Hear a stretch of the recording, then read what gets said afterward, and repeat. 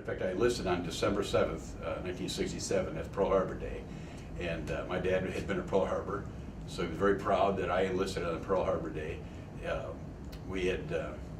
But I was enlisted in the fleet, and a couple months later I transferred into the Seabees, which is a construction unit of the Navy. And he had been a carpenter, or he was a carpenter, so he was, again, equally proud that I was going into, something in construction.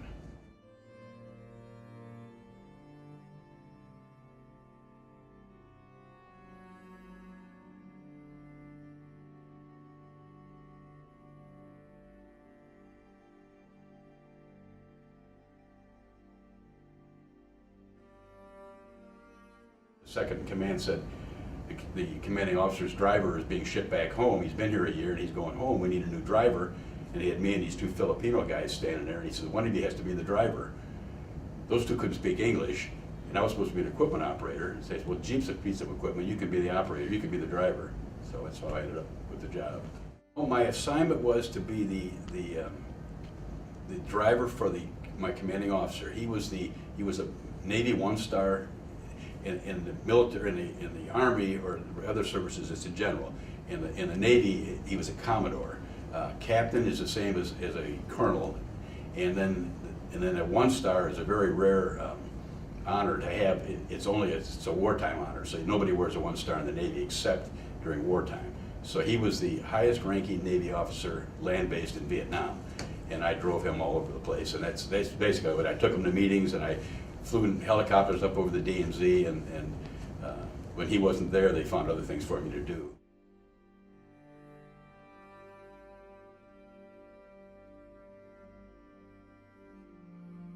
I remember one day we had spent the night at an Army base, and the next day he wanted to head out early again, so I picked him up and we started out.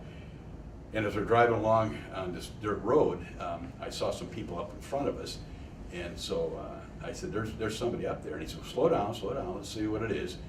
So I slowed down, and as I approached them in the Jeep, it was a U.S. Army mine sweep team that was sweeping the road coming towards us. They were checking to see if the road had been mined before they let any traffic on it. We were driving on the road before they checked it. So I said, let's clear back there between here and the base, because we just drove over it and we didn't get blown up.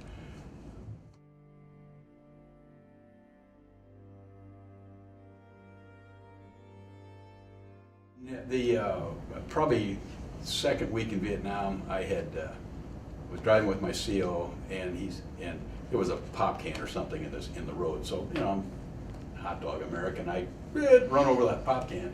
He just about threw me out. He said, it's a great place for a what do they call it, incendiary, a bomb. He said, don't ever run over a pack of cigarettes or a can of pop or something else, because he said it could blow up on you. And I never did again.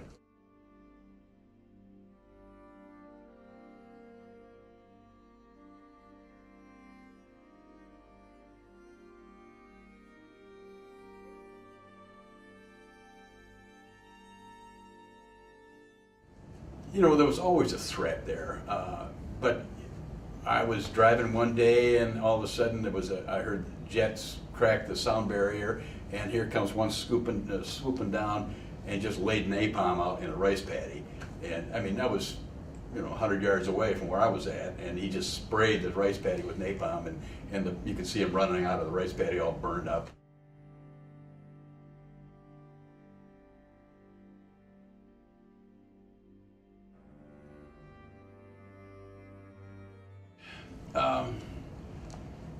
It was difficult, as any veteran would tell you, because the Viet Cong were Vietnamese citizens, and so they looked like anybody else. But by the same token, I have a buddy of mine who had a woman working in his office, and she ended up being a Viet Cong. She set a bomb off in his wastebasket, and so he's all scarred up. That it was a woman he worked right with every day.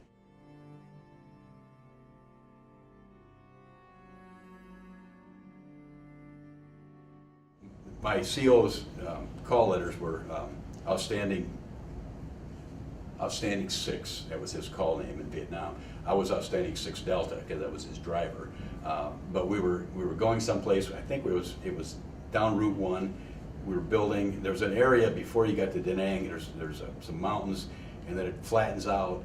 but it was a real hotbed for easy pickings for the Viet Cong. They could just set off to the side and at this big long level. And they said that there had been some fire a little earlier, so they told us to lock and load and be ready to go, but I didn't have to shoot. But I thought, oh crap, I'm really here.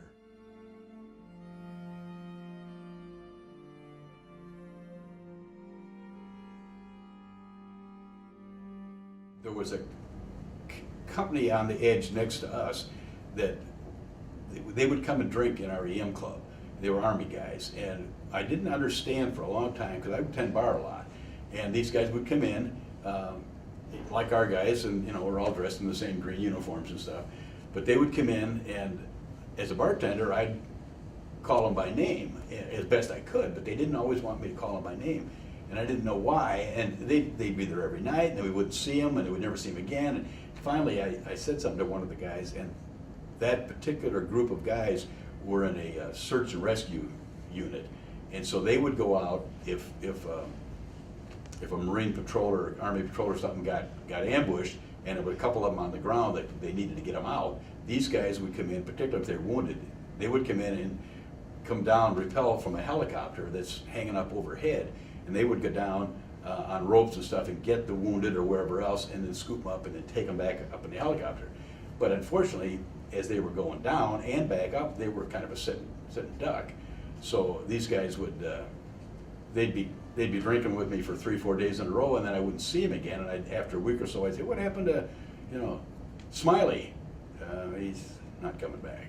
When he got killed.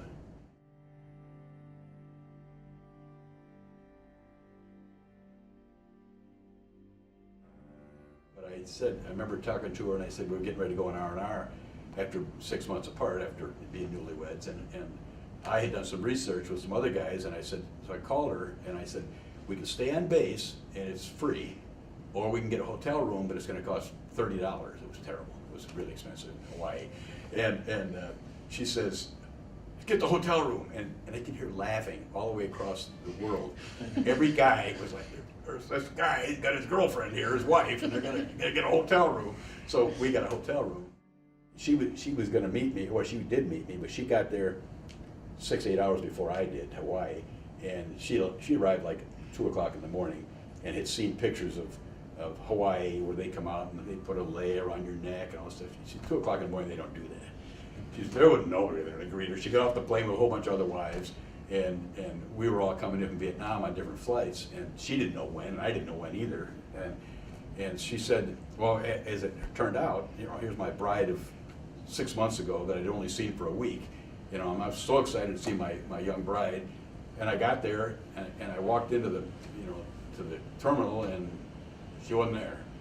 And I looked around, and oh my God, I just flew halfway around the world to see my wife. She's not even here. Found her sitting over in the corner asleep. And I said, well, you're excited to see me. She said, I greeted every damn plane for the last 4 hours. You all look the same. You all got green uniforms on and short hair. And every time a plane had arrived, she'd jump up and she'd, no, not there. She'd go sit down. Another plane, and she says, after about 4 hours, she said, I just figured you'd find me. So I did. It's all right. We were at a bar this one night, and the band was playing, and he says, is anybody going home pretty soon? Well, of course everybody's going home pretty soon. It was 90% of the people there were from Vietnam or their spouse, so we were all going home pretty soon. And so they played, and it's my wife's ringtone. My phone's in the car, but it's to this day it's my wife's ringtone. Peter, Paul, and Mary had a song called "Leaving on a Jet Plane," and they excuse me, they played "Leaving on a Jet Plane," and everybody cried. Don't know when I'm coming back, when I'll see you again, and leaving on a jet plane, and we was crying, and drunk and crying, and good times anyway.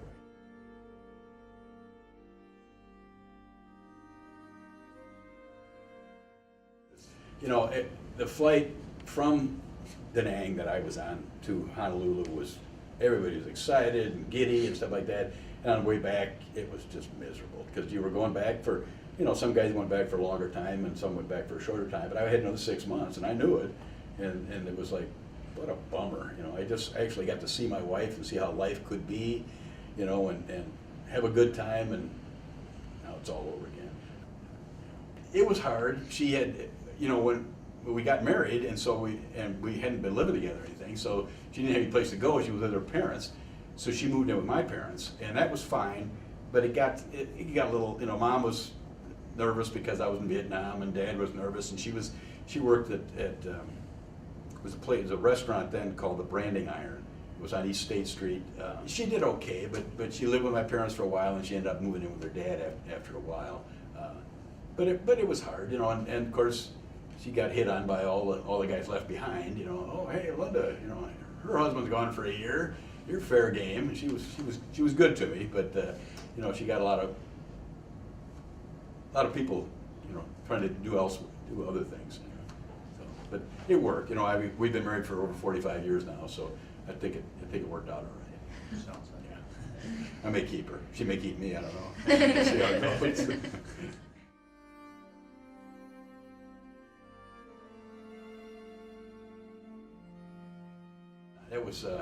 It was, it gave you something to do, but I know my mother saved all the letters, and she gave them to me a few years ago, and it was the same thing. Hi, how you doing? I'm okay. It's hot, it's cold, it's rainy. It's like, why don't you write them all at the same time and just sign your name to it? And it would take weeks to get the mail across. So, I'd go 2-3 weeks without hearing from my wife, and then I'd get 3 or 4 letters at the same time. And then you have to try to get them in the right order. So she finally got to the point she would number them, and so I'd get number 14, and then 3 weeks later I'd get number 20, but I never got 15 through 19, and then they'd show up 2 months after that, all torn up or something.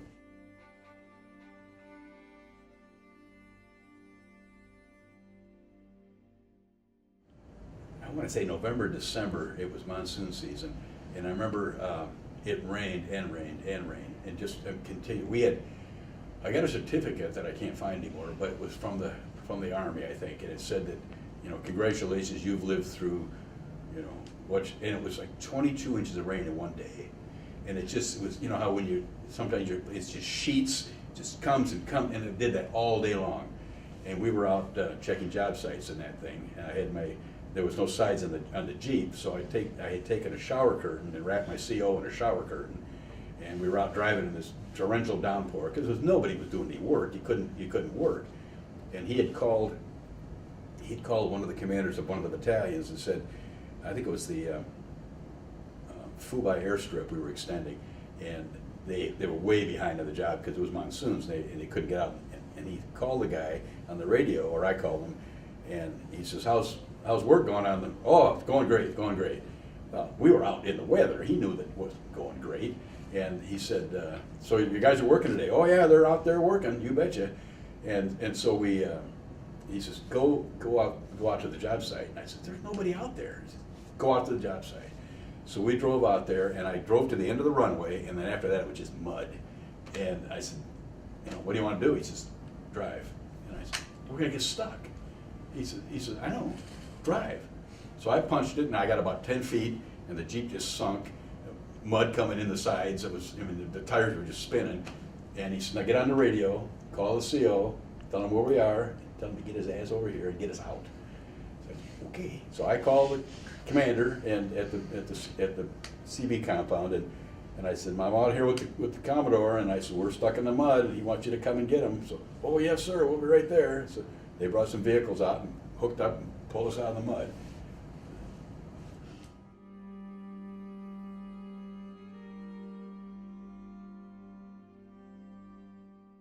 As far as my last day, I don't remember specifically, except we all had short timers calendars, and what that amounted to was usually a drawing of a naked woman, and then like a puzzle, and then all these little pieces, and so on. You didn't start filling it in right away, but maybe it had 100 little things, and so on. On 99th day you'd cover a little thing on her shoulder, and then on the 88th day you did the thing on her knee, and you colored as the day got closer. So when the lady was almost completely colored in, it was like you're getting really close to going home. And if you were close to going home, you were considered short. So that was you were short time or you were short, and a lot of guys might be short, but the one guy who was next, he would be next. So you're short, you're next. So that's what you want to be, is next.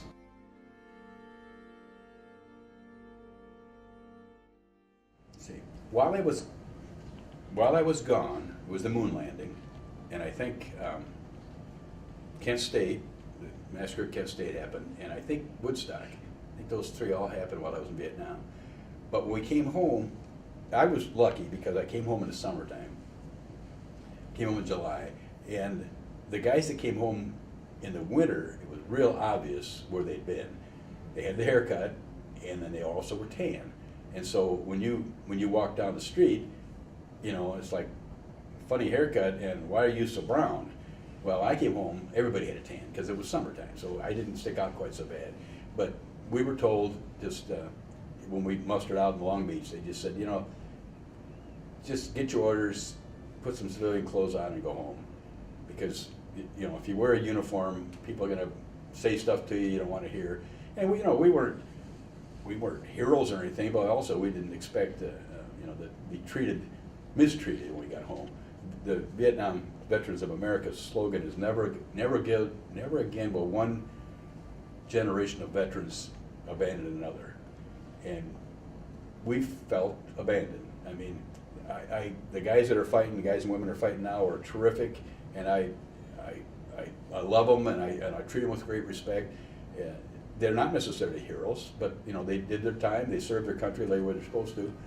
But when they come home now, people look at it proudly, and they didn't do that to us.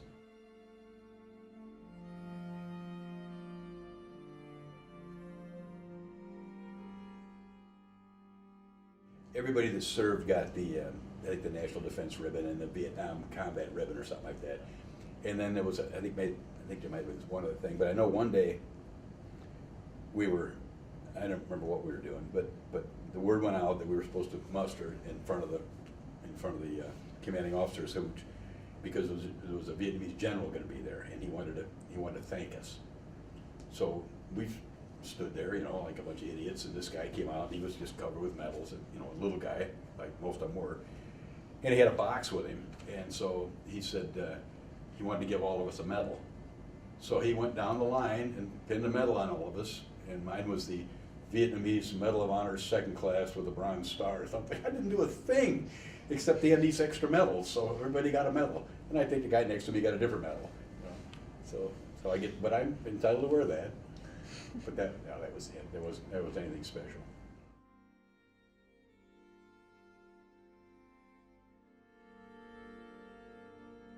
I think I saw John McCain the other day when he was in town, and I'd met him before, and I think he would agree.